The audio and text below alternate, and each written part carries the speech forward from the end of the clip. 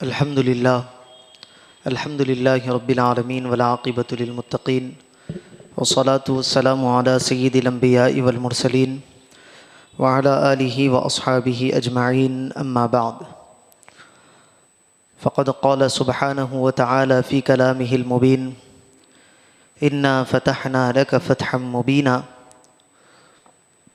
وقال تعالی اجلالا واکراما لشأن عظمۃ حبیبہ المصطفى ان اللہ وملائکتہ یصلون علی النبی یا ایہا الذین آمنوا صلوا علیہ وسلموا تسلیما اللہم صل علی سیدنا محمد وعلی آلہ وصحبہ افضل صلواتک وعدد معلوماتک وبارک وسلم۔ معزز و مکرم حاضرین کرام و سامعین ذوی الاحترام، جیسا کہ سلسلہ وار سیرت النبی صلی اللہ علیہ وسلم کا درس چل رہا ہے اور ہجرت کے 6ویں سال کے اہم واقعات ہم سماعت کر رہے ہیں۔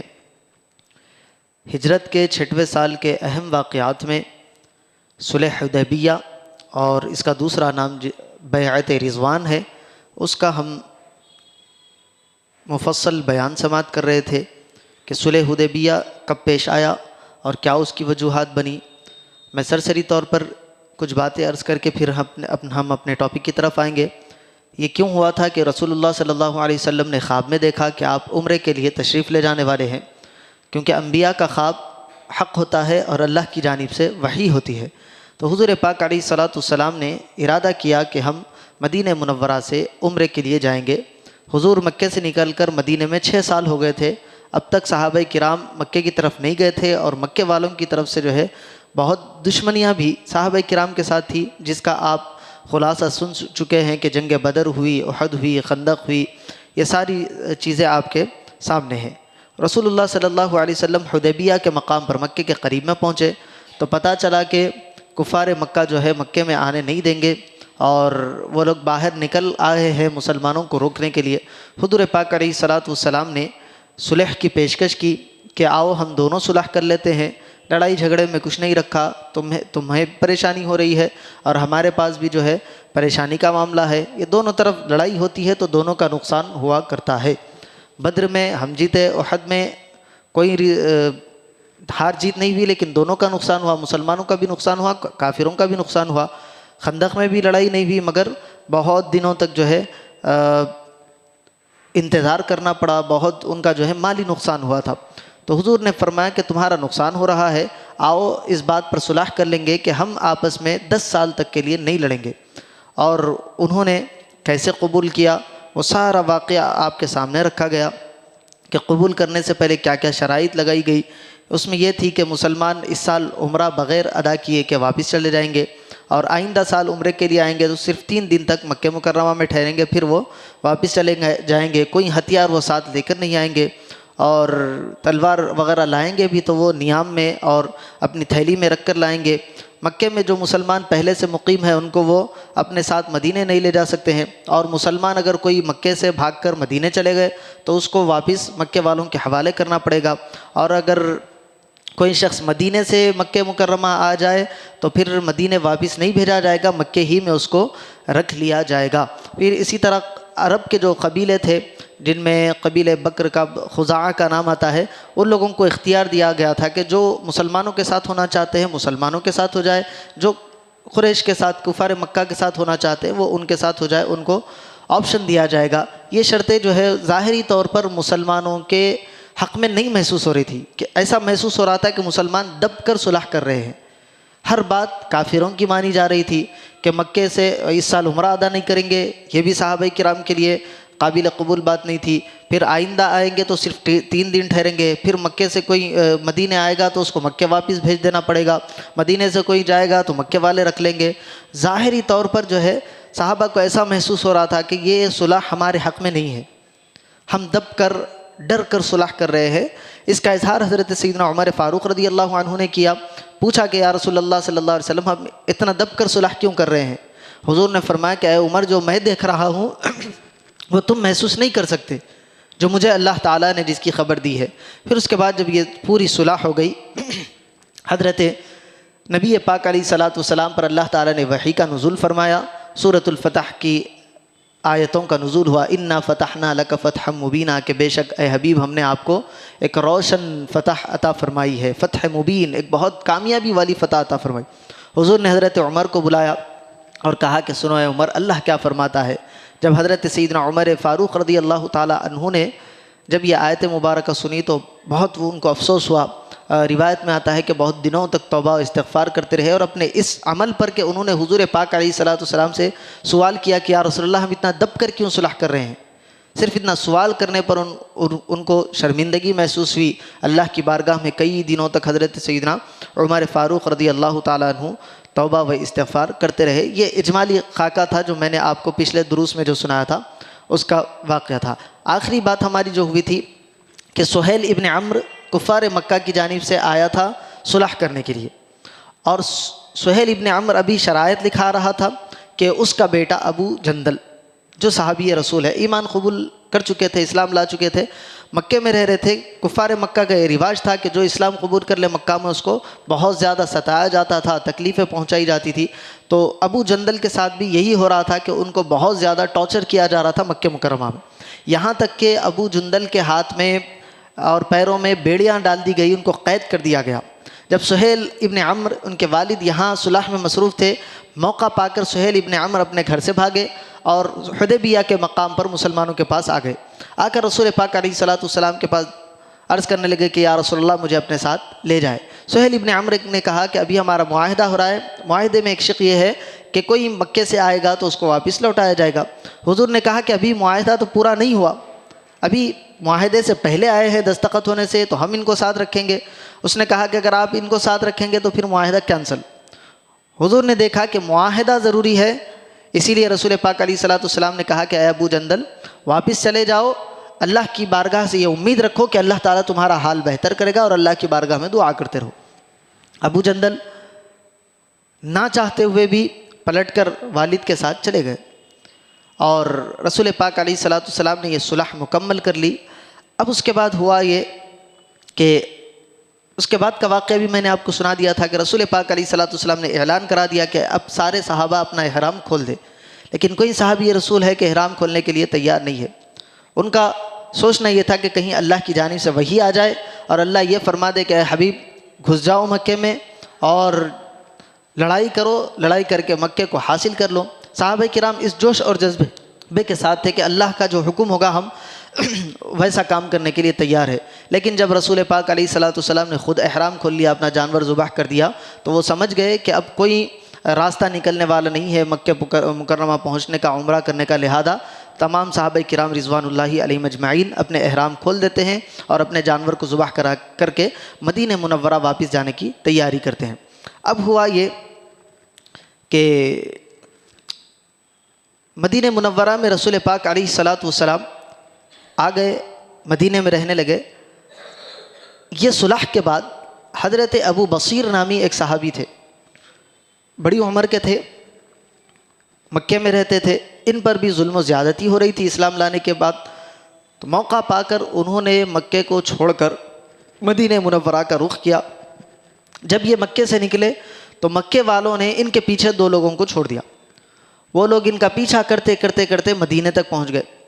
ابو بصیر مدینہ میں آئے، یہ لوگ بھی پیچھے پیچھے آ گئے اور رسول اللہ صلی اللہ علیہ وسلم سے کہنے لگے کہ آپ کا ہمارا معاہدہ ہوا ہے کہ کوئی شخص مکہ مکرمہ سے آئے گا تو اس کو واپس لوٹایا جائے گا۔ یہ ابو بصیر آئے ہیں، ان کو ہمارے ساتھ واپس بھیج دیا جائے۔ رسول اللہ صلی اللہ علیہ وسلم نے ابو بصیر سے کہا کہ اے ابو بصیر ہمارا معاہدہ ہو چکا ہے، تم جانتے ہو کہ ہمارے دین کے اندر بد عہدی بد شکنی نہیں ہے، وعدہ خلافی نہیں، ہمارے دین نے یہ نہیں سکھایا ہے۔ جو وعدہ کیا جاتا ہے اس کو پورا کرنا یہ ہمارے دین کا حصہ ہے۔ تو ہم کفار قریش سے وعدہ کر چکے ہیں کہ کوئی مکے سے آئے گا تو اس کو واپس کیا جائے گا، لہٰذا اے ابو بصیر تم چلے جاؤ۔ ابو بصیر بڑے پریشان ہوئے اور کہنے لگے کہ یا رسول اللہ آپ مجھے کافروں کے حوالے کر دیں گے تاکہ وہ مجھے اور کفر پر مجبور کرے اور ایذائیں اور تکلیفیں دے۔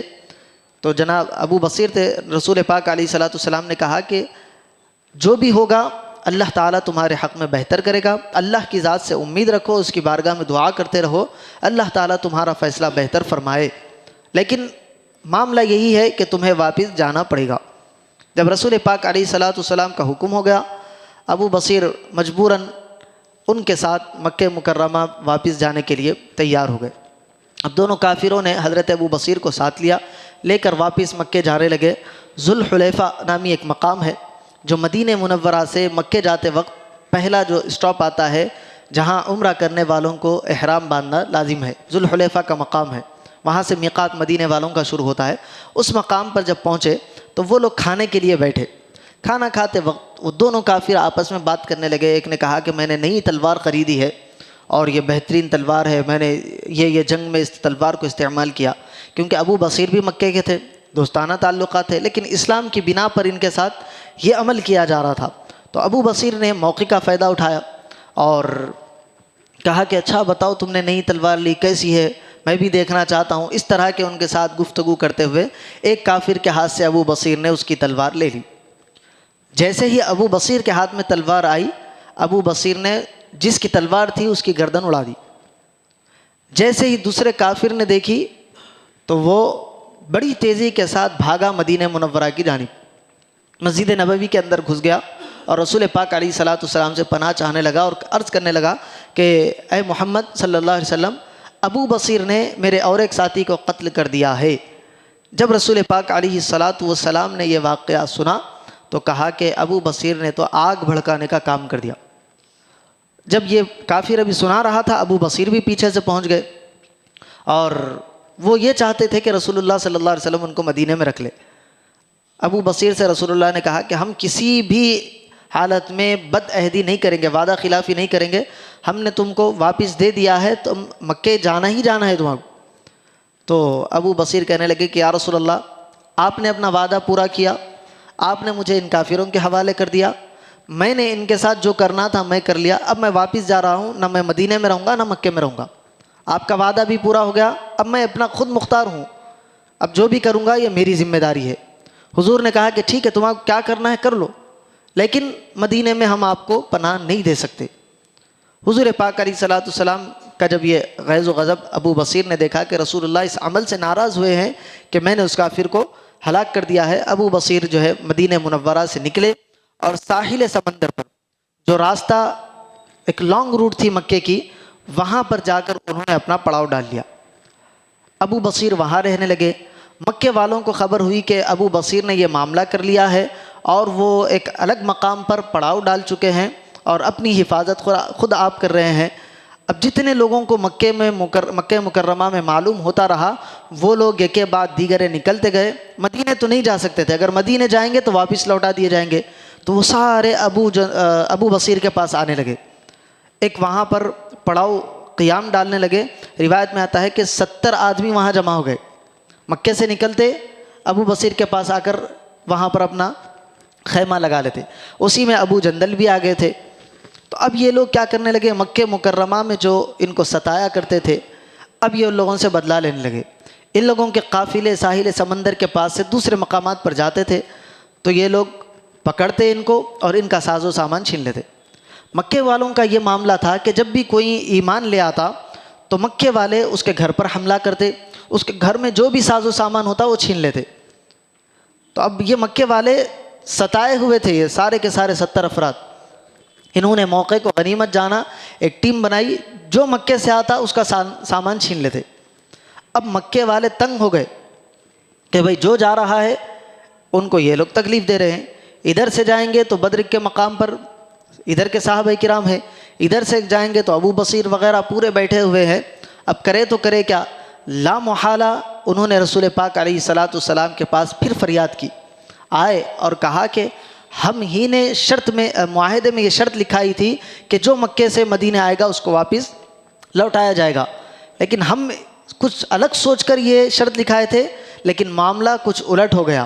ابو بصیر وغیرہ نے ہمارا جینا حرام کر دیا ہے، ہمارے ساز و سامان کے ساتھ وہ لوگ کوئی نرمی کا رویہ اختیار نہیں کر رہے ہیں، جو بھی سامان وہاں سے پاس ہو رہا ہے وہ ان کو اپنے انڈر میں لے رہے ہیں، تو آپ رحم فرمائیے اور ابو بصیر کو آپ اپنے پاس مدینہ منورہ میں بلا لیجئے، ہم اپنے معاہدے میں سے یہ شرط نکالتے ہیں کہ جو مکے سے مدینے آئے گا وہ واپس لوٹایا جائے گا۔ تو ابو بصیر کے ایک عمل کی وجہ سے یہ ہوا، لیکن اس کا امپیکٹ کافروں پر یہ ہوا اس معاہدے کا، جو میں نے آپ کو ابتدا میں کہا کہ بظاہر دب کر صلح معلوم ہو رہی تھی، اس کا فرق محسوس یہ ہوا کہ جو مسلمانوں کی اور کفار قریش کی جو رساکشی جو جنگیں چل رہی تھی اس کے اندر کمی آئی. یہ لوگ آپس میں ایک دوسرے سے ملاقات کرنے لگے، ان کے اندر کاروبار بڑھنے لگا. جب یہ کاروبار وغیرہ ان کے اندر بڑھنے لگا تو ان کے تعلقات کی وجہ سے مسلمان غیر مسلمانوں کے ساتھ ملنے جلنے لگے، ان کے ساتھ اٹھنے بیٹھنے لگے، ان کے فنکشنز میں شریک ہونے لگے. تو جو مسلمانوں کے اخلاق تھے، جو مسلمانوں کا کردار تھا، وہ کردار کا کفار پر ایسا اثر ہوا کہ 6ویں ہجری میں صلح حدیبیہ ہوئی اور ہجرت کے 8ویں سال میں فتح مکہ ہوا.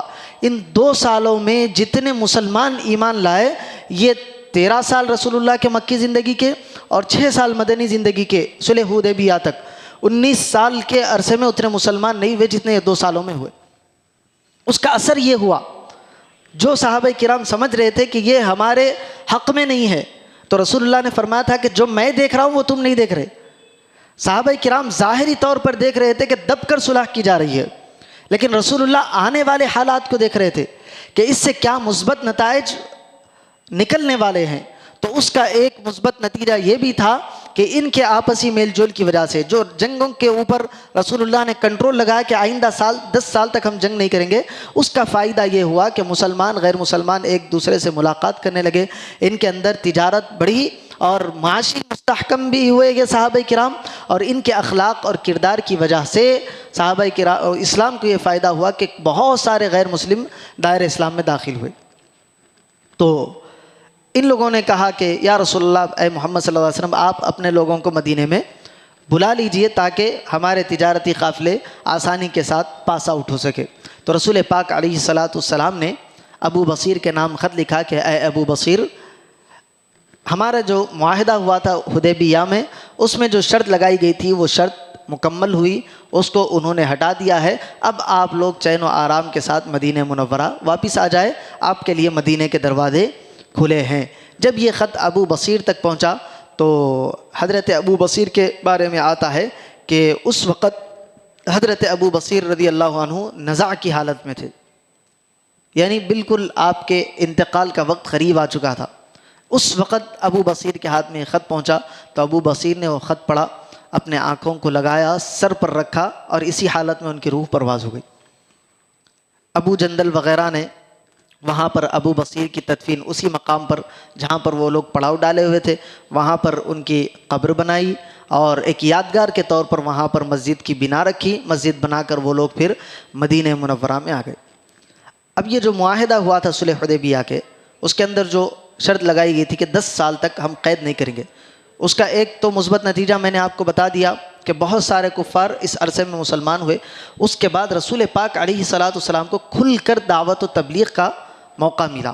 رسول پاک علیہ السلام اس ڈومیسٹک ایریا میں سے نکل کر انٹرنیشنل سطح پر آپ نے اپنا کام شروع کیا.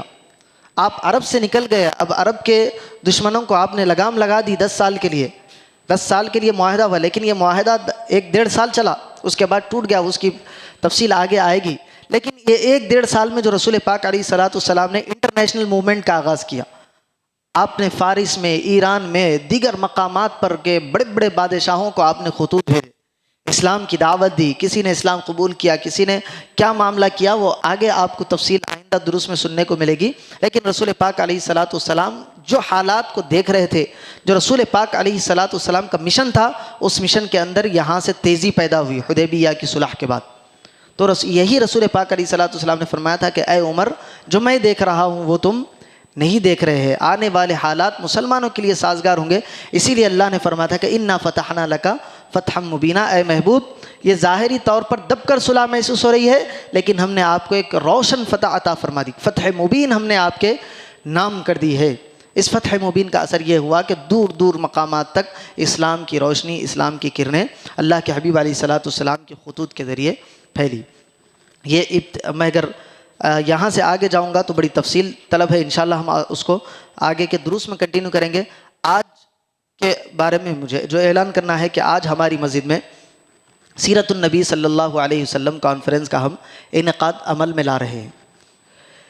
اس کا مقصد کیا ہوتا ہے ان اجلاس کا، ان جلسوں کا، ان کانفرنسوں کا؟ کہ ہمیں رسول پاک علیہ الصلاۃ والسلام کی زندگی کے بارے میں تفصیل معلوم ہو۔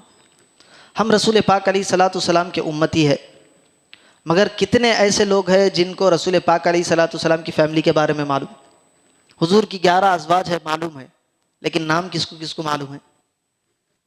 حضور کے والد کا نام بہت سارے حضرات نہیں بول سکتے، حضور کی والدہ کا نام نہیں بول سکتے، حضور کے کتنے شہزادے شہزادیاں ہیں، بیٹے بیٹیاں ہیں، نہیں معلوم، معلوم بھی ہے تو تعداد معلوم ہے، نام نہیں معلوم۔ تو ان اجلاس میں آنے کا موقع جس کو ملتا ہے، ان لوگوں کے نالج میں اضافہ ہوتا ہے، ان کے علم میں اضافہ ہوتا ہے، اور ان کو سیکھنے کا موقع ملتا ہے۔ تو آج کی جو کانفرنس ہے اسی ضمن میں ہم نے رکھی ہے کہ بیک وقت آپ کو ایک ہی دن میں، ایک ہی وقت میں آپ کو رسول پاک علیہ الصلاۃ والسلام کی ساری زندگی، یہ تو ہم تفصیل کے ساتھ جمعہ میں سیکھ رہے ہیں، سن رہے ہیں واقعات۔ ابھی تک ہم تقریباً رسول پاک علیہ الصلاۃ والسلام کی زندگی کے مبارک کے 59 ایئرس ہم کمپلیٹ کر چکے قریب۔ تو یہ تو ہم تفصیل کے ساتھ سن رہے ہیں، لیکن آج ایک ہی نشست میں آپ کو رسول پاک علیہ الصلاۃ والسلام کی ابتدائی زندگی سے لے کر آخری مرحلے تک آپ کو واقعات اور اہم کردار رسول پاک علیہ الصلاۃ والسلام کا جو رہا ہے اسلام کے لیے، وہ آپ کو سننے کے لیے ملے گا، جس میں میں نے گزشتہ بھی کہا تھا کہ ایک مقرر کو ہم نے عنوان دیا ہے کہ وہ رسول پاک علیہ الصلاۃ والسلام کی ولادت سے لے کر رسول اللہ کے اعلان نبوت تک گفتگو کرے، یعنی جو 40 سال کا پیریڈ ہے اس پر وہ تفصیلی گفتگو کریں گے۔ اور پھر ایک مقرر آپ کو 40 سال سے لے کر رسول اللہ کی ہجرت تک 53 سال کی زندگی تک آپ کے حالات سنائیں گے۔ پھر ایک مقرر آپ کو 53 سال سے لے کر حضور کی وصال مبارک تک 63 سال کی زندگی، 10 سال کے بارے میں آپ کے سامنے بہترین اپنے خطابات پیش کریں گے۔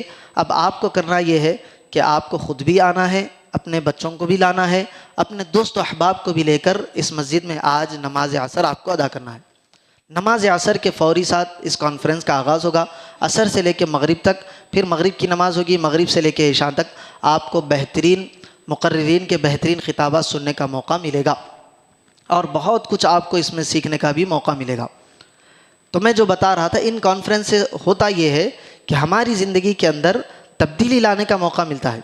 رسول پاک علیہ الصلاۃ والسلام صرف عرب کے لیے نہیں آئے تھے تاکہ عرب کے اندر کی جو بد امنیہ ہے، وہاں کے حالات ہے، اس کو صحیح کرے۔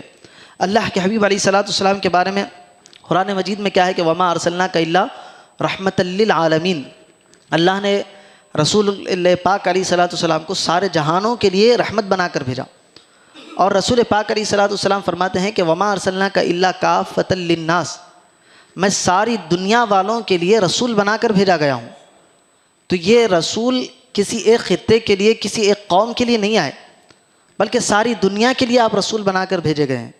تو ساری دنیا کے لیے کیا آپ کا کردار رہا ہے، کیسا رسول پاک علیہ الصلاۃ والسلام نے اپنے آپ سے عملی مظاہرہ پیش کر کے لوگوں کو بتایا ہے، وہ ہمیں سیکھنے کی ضرورت ہے۔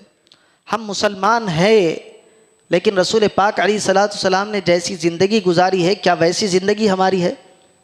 کیا رسول پاک علیہ الصلاۃ والسلام نے جہاں جہاں ہمارے لیے رہنمایانہ اصول بتائے ہیں، وہ کیا ہم اس کو اڈاپٹ کر رہے ہیں یا نہیں کر رہے؟ اس کی طرف ہمیں دیکھنے کی ضرورت ہے۔ میلاد مصطفیٰ صلی اللہ علیہ وسلم آتا ہے تو ان اجلاسوں کا، ان کانفرنسوں کا، ان جلسوں کا مقصد ہوتا ہے، وہ مقصد یہ ہے کہ ہماری زندگی کے اندر تبدیلی آئے۔ لیکن جب سے ہم نے علماء کرام کو چھوڑا، یہ بات کسی کو بری لگ سکتی ہے، جب سے ہم نے علماء کے دامن کو چھوڑا، ہم در در کے بھکاری بن کر رہ گئے۔ جب تک ہم علماء کے دامن سے وابستہ تھے، دنیا میں ہمارا نام تھا، ہمارے اخلاق کا لوگ حوالہ دیا کرتے تھے۔ علماء کے دامن کو ہم نے چھوڑا، بد اخلاقی ہمارے اندر ایسی آئی کہ ہم اس رسول کا نام لے کر، جس رسول کا نام لیتے وقت بڑے بڑے علماء کرام اپنی سانسوں کو تھام لیا کرتے۔ صحابہ کرام، پچھلے بار بھی میں نے آپ کو سنایا تھا کہ صحابہ کرام کا معاملہ ایسا ہوتا کہ وہ لوگ رسول اللہ کی مجلس میں ایسا بیٹھتے کہ ان کے سروں پر اگر پرندہ بھی آ کر بیٹھ جائے تو اس کو معلوم نہیں ہوتا کہ انسان پر بیٹھا ہے یا درخت پر بیٹھا ہے یا دیوار پر بیٹھا ہے، ایسا ہوتا تھا۔ لیکن آج ہم جو دیکھ رہے ہیں کہ میلاد کے نام پر کیسی کیسی خرافات، میلاد کے جلسوں میں ہو یا میلاد کی محافل میں ہو، محفل جہاں رسول اللہ کی ہوتی ہے وہاں کا ادب ویسا ہی ہونا چاہیے جیسا مدینہ منورہ میں ادب ہوتا ہے. یہ رسول اللہ کی محفل کا ادب ہے. لیکن آپ میلاد کے جلسوں کو دیکھیں، میلاد کی ریلی کو دیکھیں، میلاد کے جلوس کو دیکھیں، جگہ جگہ مسلمان صرف اسلام کا نام خراب کرتے ہوئے آپ کو نظر آئیں گے. رسول پاک علیہ الصلوۃ والسلام کا جیسے ادب ان کی ظاہری حیات میں لازم تھا، ویسے ہی جہاں ان کی محفل ہو وہاں پر بھی ادب لازم ہے. رسول اللہ کی محفل میں آپ بیٹھے نعت سن رہے ہیں تو نعت ایسی سنی جائے کہ آپ نعت یہاں سنیں، تصور آپ کا مدینے میں ہو. یہ کیفیت پیدا ہونی چاہیے. رسول اللہ کا جب ذکر سنیں تو ہمارا تقاضا یہ ہونا چاہیے اس سے جو پیغام ہم کو مل رہا ہے وہ ہماری زندگی کے اندر تبدیلی لائے. کیونکہ رسول اللہ کی جو زندگی پڑھتا ہے، جو رسول اللہ کی سیرت کو اپناتا ہے، وہ دنیا و آخرت دونوں جگہ کامیاب ہوتا ہے. آپ اٹھا کر پڑھے، بڑے بڑے مؤرخین غیر مسلم گزرے، لیکن انہوں نے جہاں اخلاقیات کا تذکرہ کیا تو سب سے بہترین اخلاق اگر کسی کے لکھے ہیں تو وہ رسول اللہ صلی اللہ علیہ وسلم کے اخلاق ہیں. آپ کسی غیر مسلم ہندو کو پڑھے، کرسچن کو پڑھے، یہودیوں کو پڑھے جن کے اندر تعصب ہوتا ہے، لیکن جب انہوں نے اخلاقیات پر گفتگو کی تو حوالہ دیا محمد رسول اللہ کی زندگی کا. ان کی زندگی کے اخلاق ایسے تھے، ان کی زندگی کے بارے میں ان کے اخلاق کے بارے میں اللہ نے فرمایا وَإِنَّكَ لَعَلَىٰ خُلُقٍ عَظِيمٍ. سب سے بہترین اخلاق کے مالک ہم نے رسول اللہ کو بنایا. حضرت ام المؤمنین عائشہ سے پوچھا گیا کہ رسول اللہ کے اخلاق کیسے تھے؟ تو فرمایا کہ کان خلقہ القرآن. تم نے قرآن نہیں پڑھا، سارا قرآن رسول اللہ کے اخلاق ہے. تو قرآن کا پیغام، قرآنی زندگی رسول پاک علیہ الصلوۃ والسلام نے بسر کر کے ہم کو بتائی. وہ اخلاق رسول اللہ ہم کو سکھانے کے لیے آئے تھے. اور ہمارے اخلاق کا آپ مشاہدہ کریں کہ جلسوں میں، جلوسوں میں، ریالیوں میں ہمارے اخلاق کیسے ہوتے. تو ان جلسوں کا، ان ریالیوں کا مقصد یہ ہوتا ہے کہ پیغام جائے عوام الناس تک، لیکن ہم نے ان پیغام کو الٹ کر دیا. بدنامی کا باعث ہمارے یہ جلسے، جلوس، ریالی بن رہی ہے. غیر مسلم ان کا تو تہوار ہے، وہ ویسے ہی مناتے ہیں، وہ ناچتے ہیں، گاتے ہیں، گاڑیوں کو اچھالتے ہیں، ٹھیک ہے وہ ان کا کلچر ہے. لیکن آپ کا کیا کلچر ہے؟ آپ کو کیا سکھایا گیا؟ یہ بھی تو جاننے کی ضرورت ہے، یہ بھی تو سیکھنے کی ضرورت ہے. رسول اللہ کے نام پر آپ نکل رہے ہیں تو آپ کے نام پر درود و سلام ہونا چاہیے. آپ کی نگاہیں جھکی ہوئی ہونی چاہیے. ادب کا مظاہرہ کرتے ہوئے آپ جلسے میں بیٹھے یا جلوس میں جائے، کہیں بھی ادب کا دامن ہمارے ہاتھ سے نہیں چھوٹنا چاہیے. ادب پہلا قرینہ ہے محبت کے قرینوں میں. ادب ہے تو عشق رسول ہے، ادب نہیں ہے تو لاکھ عشق کے دعوے کر لے، آپ کے لیے وہ عشق کام آنے والا نہیں ہے. اللہ نے قرآن میں فرمایا کہ یا ایھا الذین آمنوا لا ترفعوا اصواتکم فوق صوت النبی. نبی کے جہاں ذکر ہو جائے، نبی کے سامنے اپنی آوازوں کو بھی بلند مت کرو. تو یہ ادب رسول اللہ کا اللہ نے فرمایا. آخر میں اللہ نے فرمایا کہ ان تحبط اعمالکم وانتم لا تشعرون. اگر رسول اللہ کے سامنے تمہاری آواز بھی بلند ہو جائے تو اللہ تمہارے سارے اعمال کو غارت کر دے گا اور تمہارے کو اس کا علم بھی نہیں ہوگا.